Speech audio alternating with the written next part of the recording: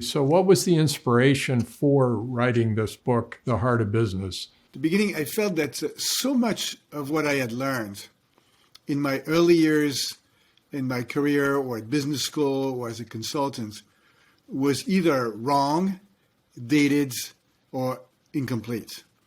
And by that I mean, in particular, a couple of things. One is the idea of shareholder primacy, that the only thing that a company should worry about is profit maximization, like Milton Friedman told us in 1970. And of course, today that's wrong.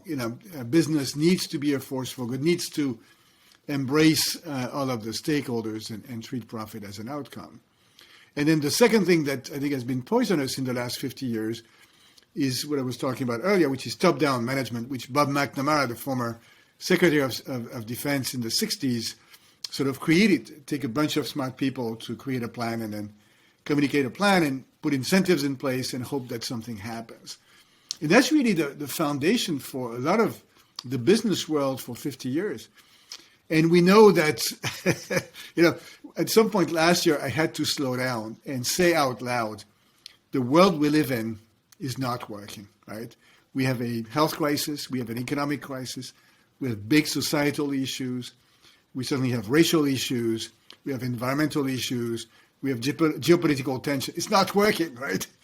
And what's the definition of madness, right? Doing the same thing and hoping for a different outcome, Albert Einstein.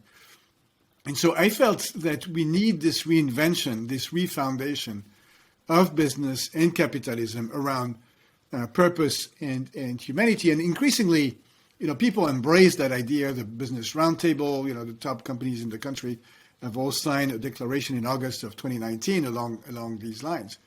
But we also know that while it's easy to say, it's really hard to do, because it requires that we reimagine pretty much everything about business, how we define strategy, how we define the various functions, how we lead. And I felt that over the last 30 years, and certainly during my time at Best Buy, I had learned, notably from others, how this could work and what it takes to lead from a place of purpose and with humanity.